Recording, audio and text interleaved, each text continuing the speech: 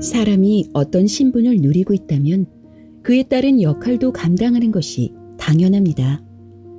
또 사람이 어떤 조직에 들어가 그 조직이 제공하는 권리를 누리고 있다면 그에 따른 책임도 감당하는 것이 당연합니다.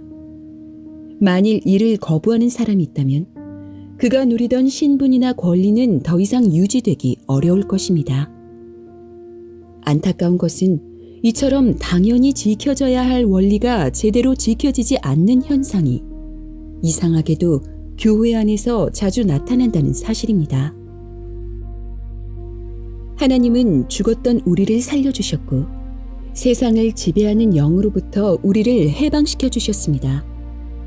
또한 그리스도께서 계신 하늘에 우리의 자리를 마련해 주셨고 그곳에서 그리스도와 함께 유업을 얻을 수 있는 놀라운 신분을 우리에게 주셨습니다.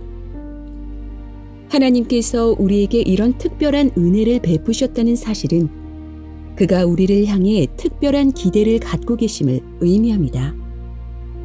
바울은 그가 섬기는 신자들이 하나님의 이러한 기대를 알고 이에 합당한 삶을 살기를 간절히 원했습니다. 창조주 하나님께서 그들을 부르셨으니 그들이 그 부르심의 무게에 걸맞게 반응하기를 원했습니다. 사실 하나님께서 우리를 향해 원하시는 것이 있다면 우리는 그것을 무조건 따르는 것이 마땅합니다.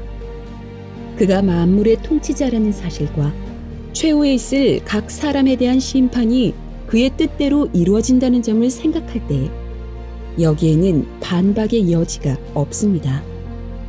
그러나 하나님은 사람들에게 그 모든 것을 억지로 강요하지 않으시고 도리어 각 사람을 부르셨습니다.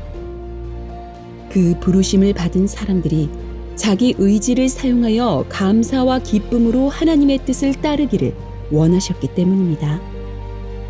그러므로 바울도 그가 지켜야 할 사람들을 권면할 때에 일방적으로 강요하지 않고 마치 간청하는 사람처럼 그들을 대했습니다.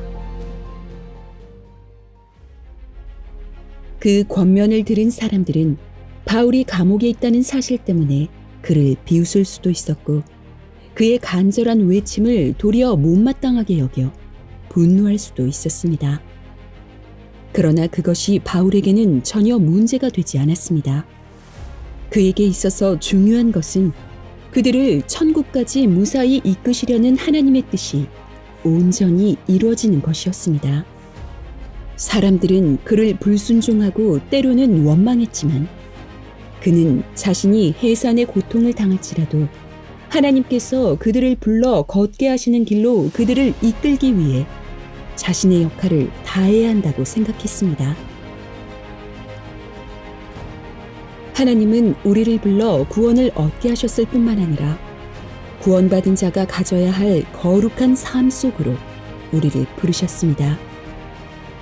그가 우리를 부르셨다는 것은 그가 우리를 택하셨다는 의미이기도 합니다. 우리가 그를 택한 것이 아니라 그가 우리를 택하신 것입니다. 그러므로 우리 삶의 주도권은 마땅히 그에게 있어야 합니다.